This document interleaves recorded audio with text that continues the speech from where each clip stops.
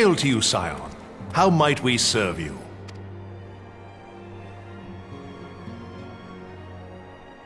Commander Leveilleur bade you serve us? These are welcome tidings indeed. Given the sensitive nature of the task, I could not rely on one of my own.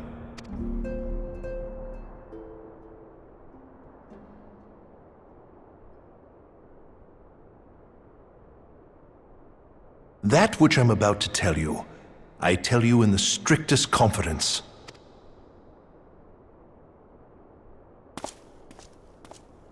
Some days ago, we received certain documents from an anonymous source. They notified us of the presence of a Garlean agent within the ranks of one of the Grand Companies. Following some discreet inquiries, we identified a suspect among the Immortal Flames, whom we detained for questioning. Alas, the man was not our agent. He was but one of many men in the agent's employ. We pressed the traitor for a name, but he had none to give.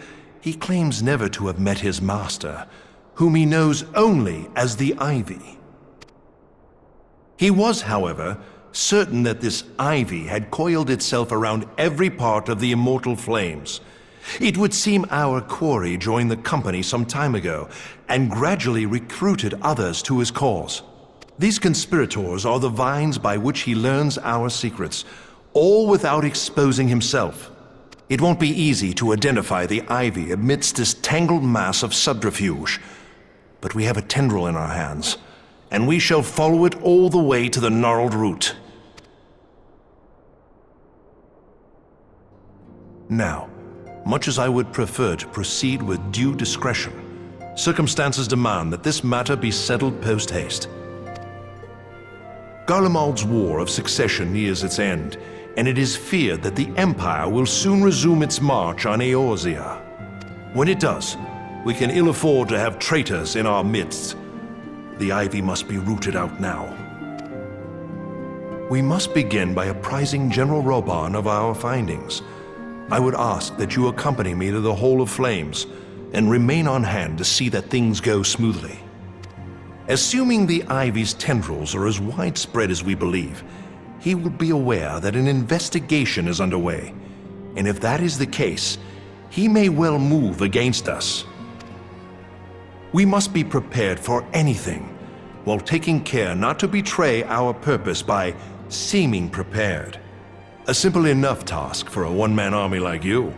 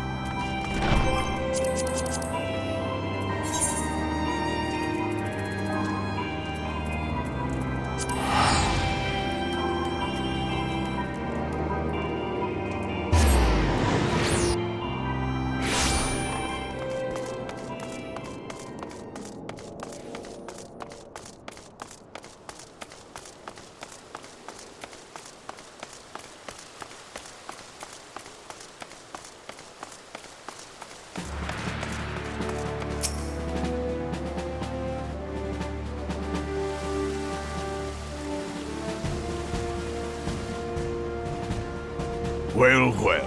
What brings you here, my friend?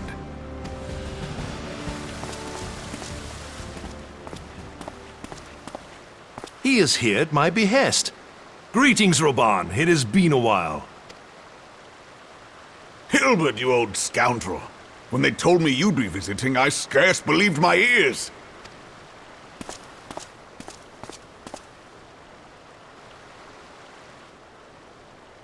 But look at you!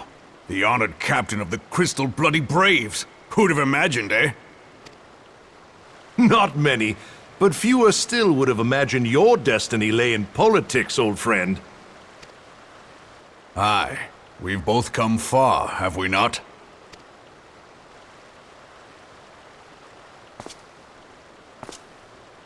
Lest you wonder, Hilbert and I go back a long way. We've been friends and rivals since we were lads.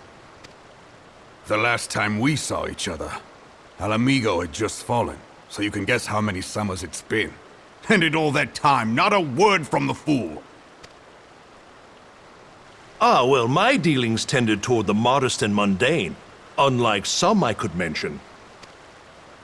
As I hear it, no sooner did you reach Thanalan than the brass blades clapped you in irons and dragged you off to die on the blood sands. Being a stubborn sort, you won 1,000 matches and earned yourself a place in the people's hearts while you were about it. Then, with your mountain of prize money, you bought the Colosseum and secured a seat on the Syndicate. Those balls, brother! Rags to riches does not do it justice. You're a hero to the common man. Bah, spare me. I am no hero. If anyone is worthy of that title, it's our friend here. Next to him, I'm little more than a glorified butcher. But you, Hilbert, you sell yourself short. By all accounts, you are an adventurer of some standing. I like to think that I did my part for the greater good. But if you're no hero, then I'm no adventurer, not in this company. Anyway.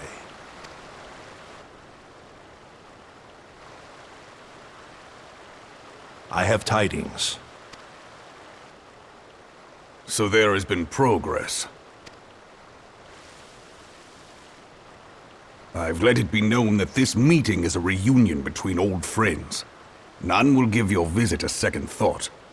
To convene elsewhere would only attract attention. Let us speak here, in plain view of all.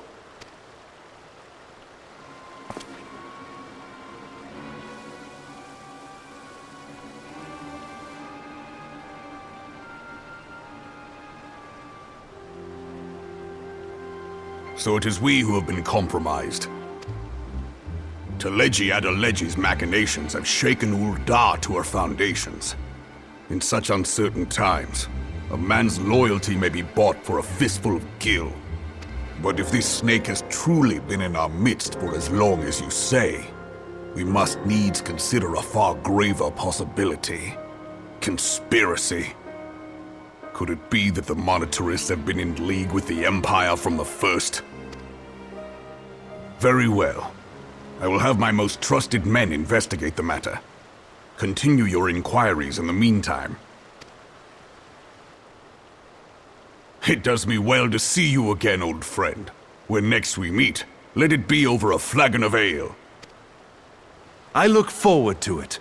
Let us reminisce of bygone days, and drink to the future of our homeland.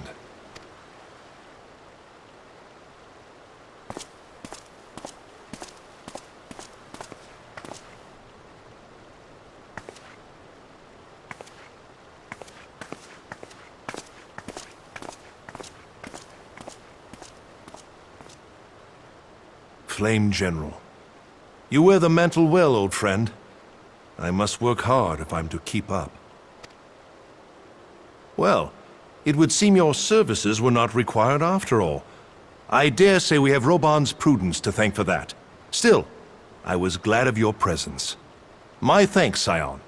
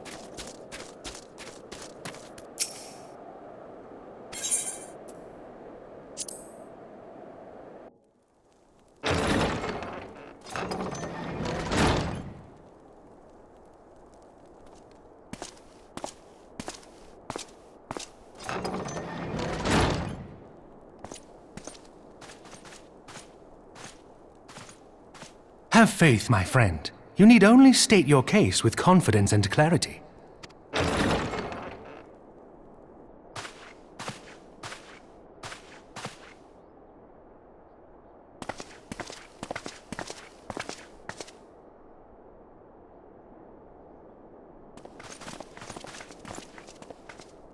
Commander Leveilleur, it is both an honor and a pleasure to meet you. I am Emmerich, Lord Commander of the Temple Knights. Alphino Leveilleur, at your service. Your reputation precedes you, Sir Emmerich. I think we will find that we have much in common.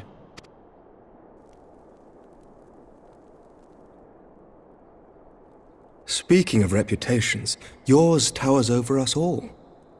Does it not? It does indeed, Lord Commander.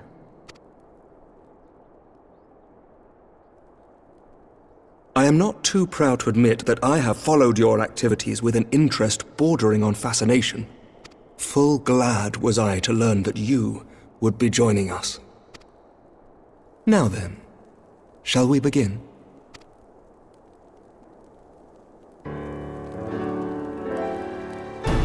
We know full well that the Garleans will return in force ere long. What is more, we have yet to achieve a lasting victory over the primal menace. The beast tribes continue to summon their gods, and each incarnation is stronger than the last. Ishgard is not immune to these threats. I must reiterate that it would behoove your nation to rejoin the Eorzean alliance. Once again, I must respectfully disagree. On what grounds? Despite their presence in Kurthus, the Ixal do not concern us. Their territorial claims pertain to Gridanian lands, and it is the people of Gridania whom they harry. Consequently, the Holy See judges this to be a Gridanian affair, and Ishgard does not intervene in the internal affairs of other nations. Even were that not the case, our forces are wholly committed to the Dravanian conflict. We have not the knights to spare. As for the Garleans, we are not ignorant of history. We have observed the rise and expansion of the Empire, and we agree that it is only a matter of time before they resume their campaign in Eorzea. Then surely it would be in our best interests to present a united front. Mayhap one day, but not yet. Gaius van Belsar is dead, and the legion of conscripts he left behind lacks the will to fight. We think it highly unlikely that they will emerge from behind the walls of their castra for some time. Forgive me, but if Ishgard's position has not changed, why did you agree to this meeting?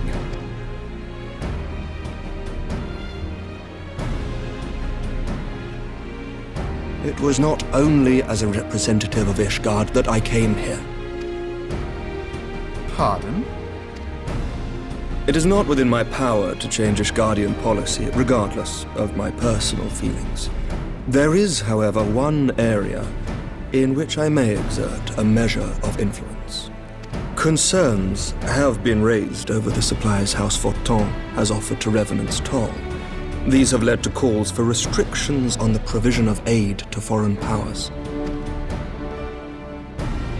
I can ensure that the shipments continue unabated. Sir Emmerich, we would be in your debt. No, you would not, for I require something in exchange.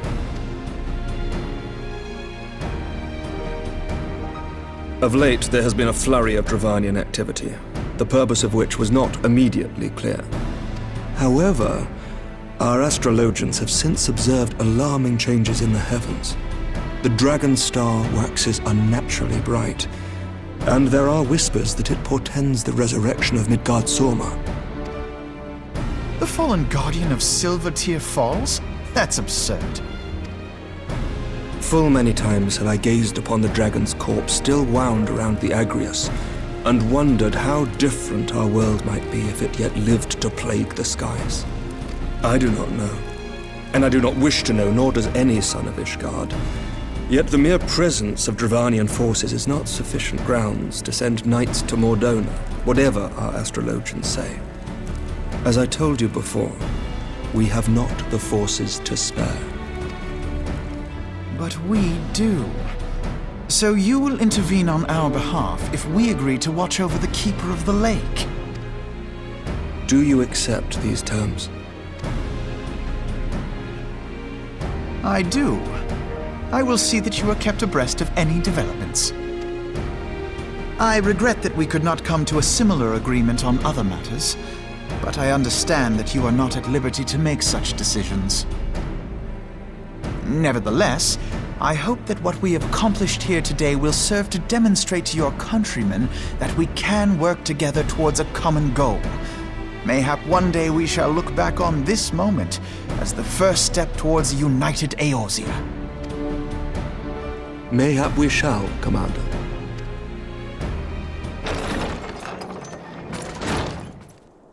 What is the meaning of this? The caravan, my lord. It's been attacked. It was Iceheart, my lord. What? By the Fury!